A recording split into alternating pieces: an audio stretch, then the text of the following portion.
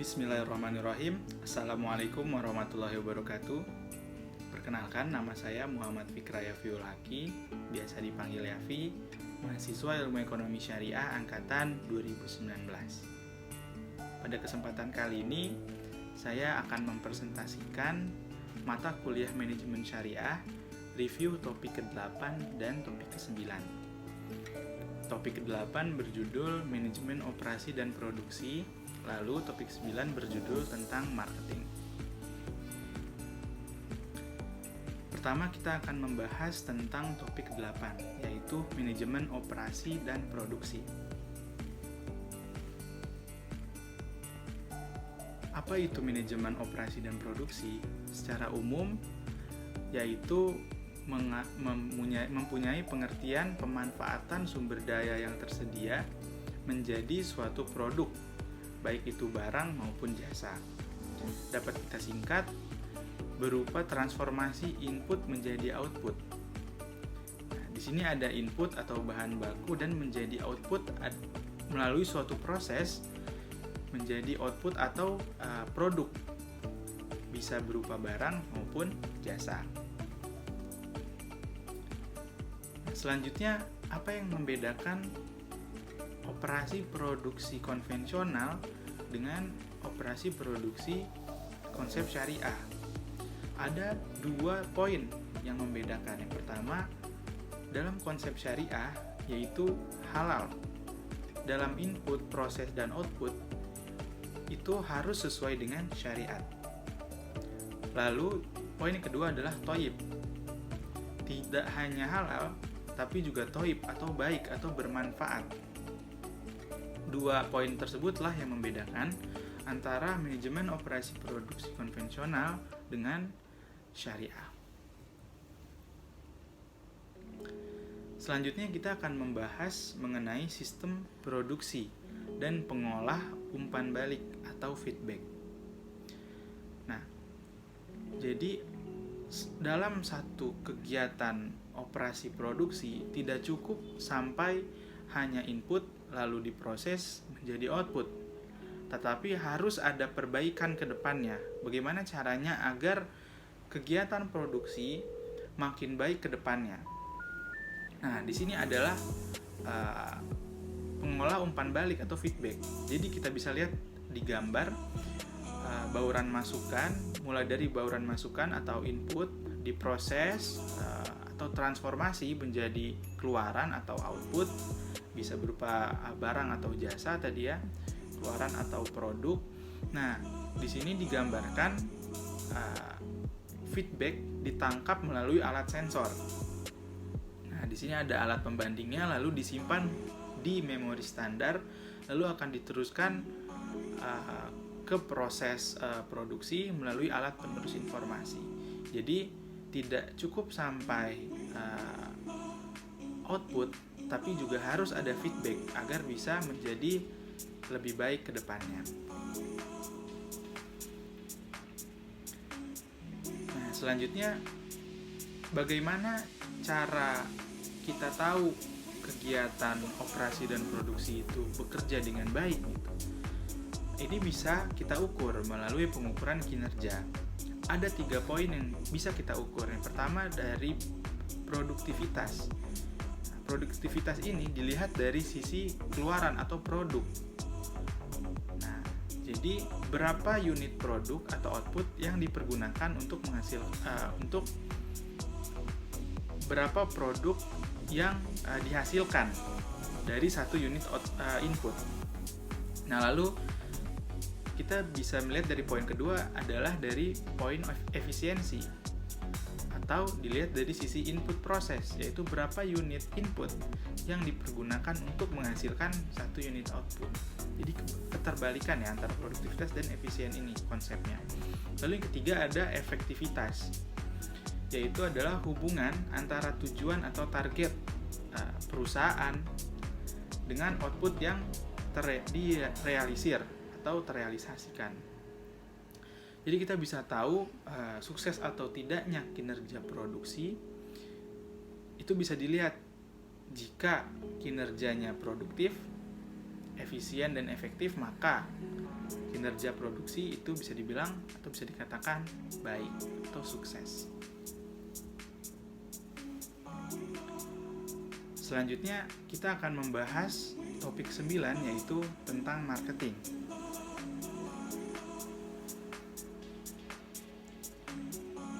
Marketing merupakan bahasan yang cakupannya sangat luas. Ada 9 istilah yang dibahas dalam dunia marketing.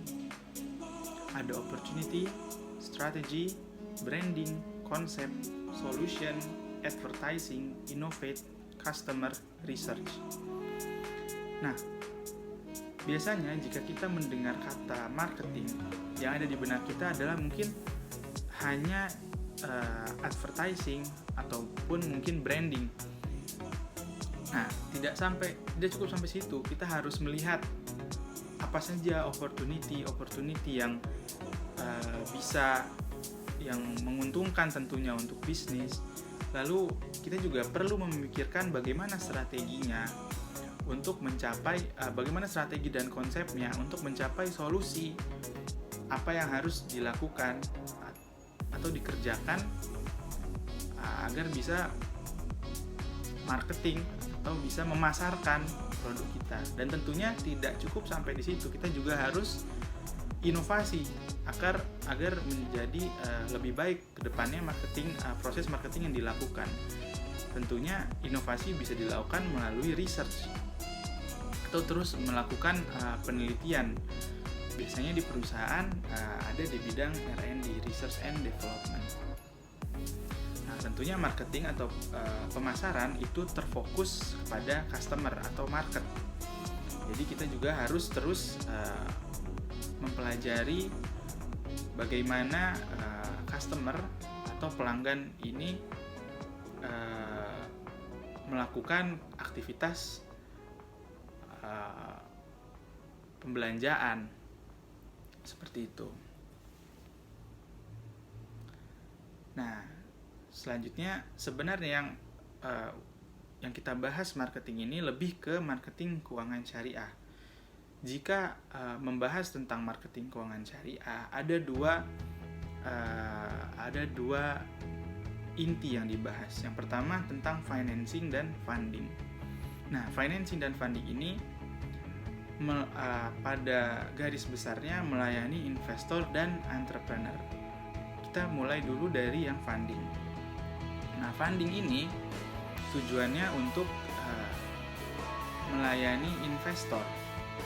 Kita bisa lihat di sini ada dua kegiatan. Kita bisa lihat di gambar. Yang pertama, titipan dan investasi. Investor jika ingin menitipkan harta kekayaannya bisa melalui tabungan. Nah, tabungan ini bisa menggunakan akad wadiah dan mudharabah. Selanjutnya, jika investor ingin melakukan kegiatan investasi, produknya bisa berupa deposito, bisa menggunakan akad mudharabah. Selanjutnya kita pindah ke financing yang dilayani untuk entrepreneur. Nah, di sini kita bisa lihat ada 3 kegiatan utama. Yang pertama, pembiayaan berbasis pertukaran. Yang kedua, fee based, dan yang ketiga, pembiayaan berdasarkan percampuran. Yang pertama, berdasarkan pertukaran, kita dapat menggunakan akad murabahah, istisna, dan ijarah. Lalu fee based dapat menggunakan akad hiwalah, wakalah, dan rahan. Selanjutnya, berbasis percampuran bisa menggunakan akad mudharabah dan musyarakah.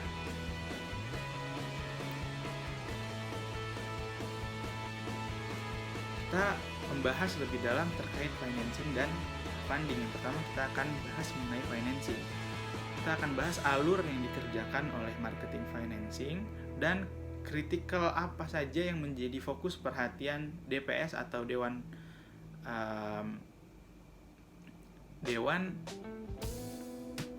Pengawas Syariah terhadap marketing financing. Nah, di sini ada 10 step atau 10 alur yang dikerjakan oleh marketing financing. Pertama, ada inisiasi, solisitasi, evaluasi, penetapan struktur dan jenis pembiayaan, usulan, proses persetujuan, pengikatan, realisasi, administrasi, dokumentasi dan laporan, monitoring dan pembinaan, lalu istilahnya di financing. Setelah berakhirnya kegiatan adalah lunas. Nah, inisiasi ini merupakan proses awal penetapan kriteria nasabah dengan memperhatikan standar nasabah, legalitas, dokumentasi, jaminan. Lalu dilakukan solisitasi, yaitu upaya untuk mendapatkan nasabah pembiayaan. Nah, selanjutnya ada evaluasi, bisa dilihat dari 5 poin, 5C, karakteristik, capacity, capital, condition, dan collateral. Dan selanjutnya bisa kita lihat pada gambar. Nah, yang menjadi perhatian, menjadi fokus Dewan Pengawas Syariah itu yang pertama tadi inisiasi. Bagaimana caranya mendapatkan target. Nah, tugas utamanya adalah memastikan target pembiayaan ini bukan bisnis yang diharamkan, seperti misalkan pabrik bir, ternak babi, dan lain-lain. Nah, lalu yang harus diperhatikan step selanjutnya di soliditisasi adalah memastikan surat penawaran, brosur, pamflet tidak memuat informasi yang bertentangan dengan kode etik marketing syariah gitu kan. Contohnya adalah menawarkan riba dan lain-lain. Nah, selanjutnya di setiap stepnya ada yang harus diperhatikan menjadi fokus Dewan Pengawas Syariah. Seperti itu ya, bisa kita lihat pada gambar. Selanjutnya yang kedua kita akan membahas tentang funding ya. Mohon maaf di sini ada salah ketik. Nah, kita juga akan membahas terkait alur dan kritikal apa yang menjadi fokus perhatian DPS. Di sini tidak sebanyak financing. Nah, di sini funding atau tadi untuk melayani investor ya, ada 6 secara garis besar kegiatan yang dilakukan oleh marketing funding. Yang pertama inisiasi, solisitasi. Nah, lalu sini perbedaannya adalah collecting data, pembukaan rekening, pengurusan administrasi, pembinaan hubungan, nah, baru loyalty dan advokasi nasabah. Nah, collecting data ini meminta dokumen pembukaan rekening yang ditujukan untuk pembukaan rekening. Nah, itu memastikan tim customer service dan operasional melakukan proses pembukuan rekening. Lalu akan direkap realisasi untuk bagi hasil. Selanjutnya membina hubungan, yaitu melaporkan realisasi bagi hasil, menerima komplain, dan meminta referensi. Nah, selanjutnya apa saja kritikal yang menjadi fokus perhatian Dewan Pengawas Syariah? Nah, contohnya tadi inisiasi mungkin sudah umum ya. Bagaimana caranya memerhatikan nasabah-nasabah yang mungkin bisa dibilang halal gitu ya, tidak melanggar syariat. Nah, lalu di collecting data ini bagaimana meminta dokumen pembukaan rekening. Jadi mungkin lebih ke caranya sesuai syariat. Lalu memastikan akad pembukaan rekening, buku tabungan atau bilet deposit tidak mengandung praktik riba dan atau praktek yang bertentangan dengan prinsip syariah.